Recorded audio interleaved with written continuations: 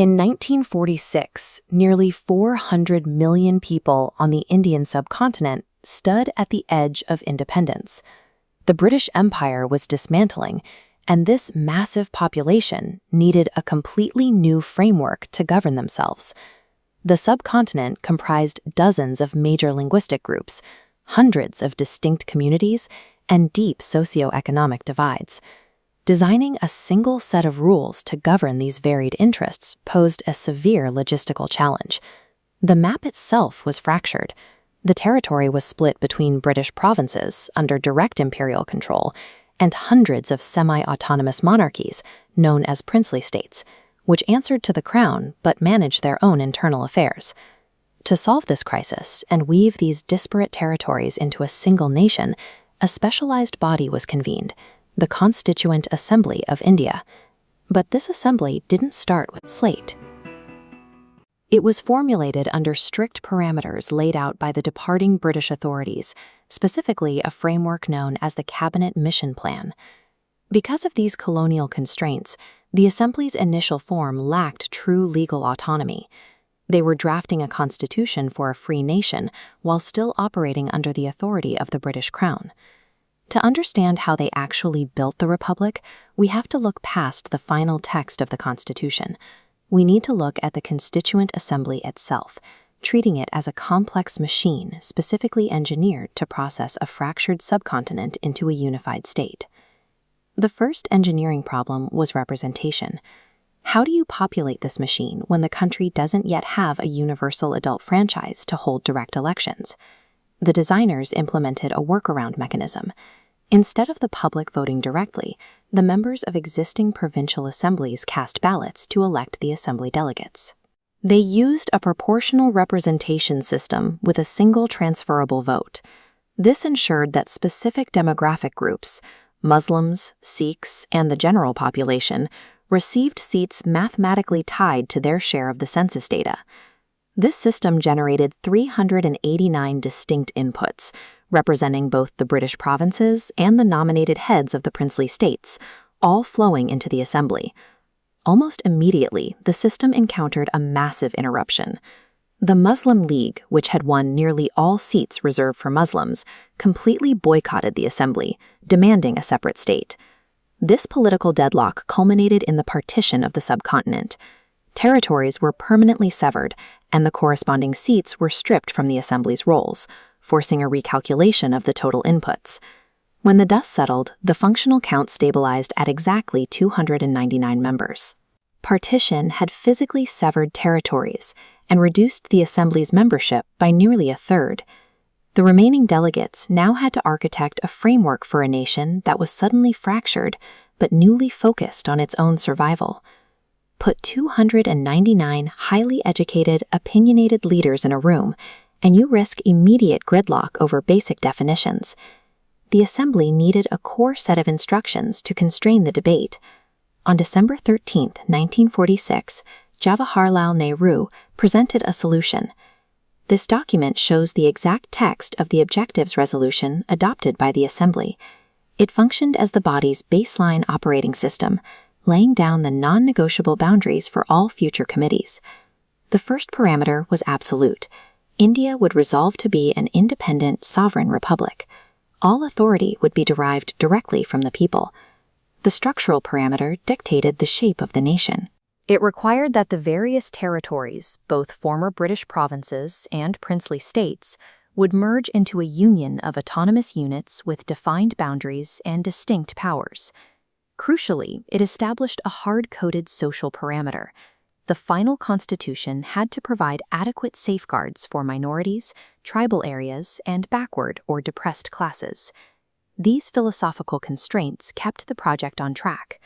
While members would argue fiercely for years over the exact mechanical implementation of these goals, the final output was guaranteed to be a unified, equitable democracy.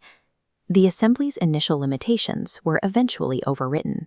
This text details the changes introduced by the Indian Independence Act of 1947. The act legally separated India from British rule, formally elevating the Assembly's status and deleting the restrictions of the Cabinet Mission Plan entirely. Looking at point 1, the first system upgrade was clear. The Assembly was made a fully sovereign body, explicitly empowered to abrogate or alter any existing British law. But the second upgrade created a massive logistical complication. With the British gone, the Assembly simultaneously absorbed the responsibility of being the nation's day-to-day parliament. They now had a dual-engine functionality.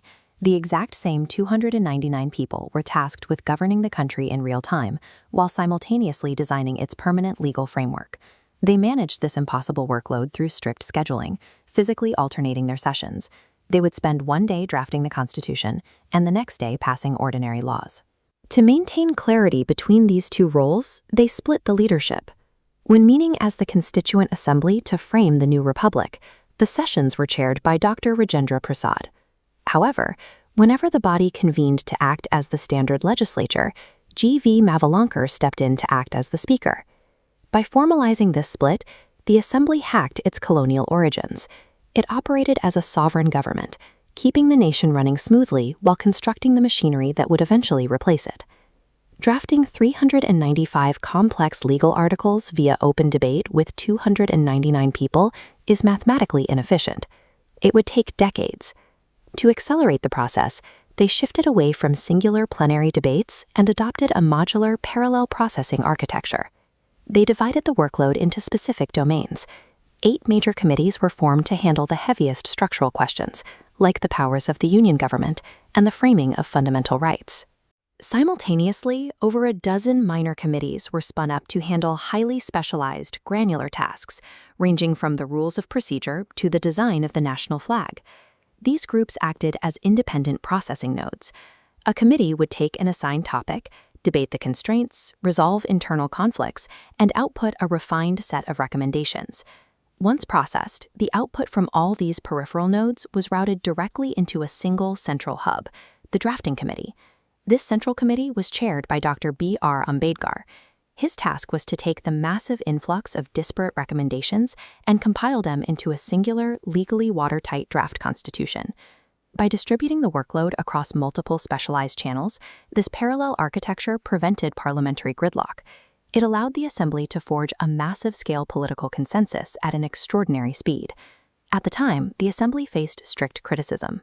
One member notoriously nicknamed the drafting group the Drifting Committee, arguing they moved too slowly. The process took 2 years, 11 months, and 18 days. Critics labeled this timeline an undue and wasteful delay. This table shows the time taken by framers of other constitutions. The United States took less than 4 months for 7 articles.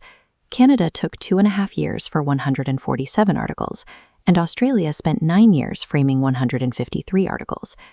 India drafted 395 articles and 8 schedules, the longest written constitution in the world, in under 3 years, while managing the fallout of partition and running a new national government. They deployed the final document in phases.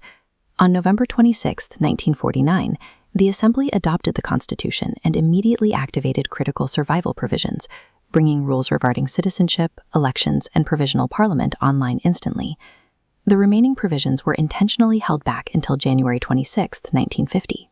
This specific date was chosen to align with the historical Purna Swaraj Resolution of 1930, marking the official full deployment of the Republic.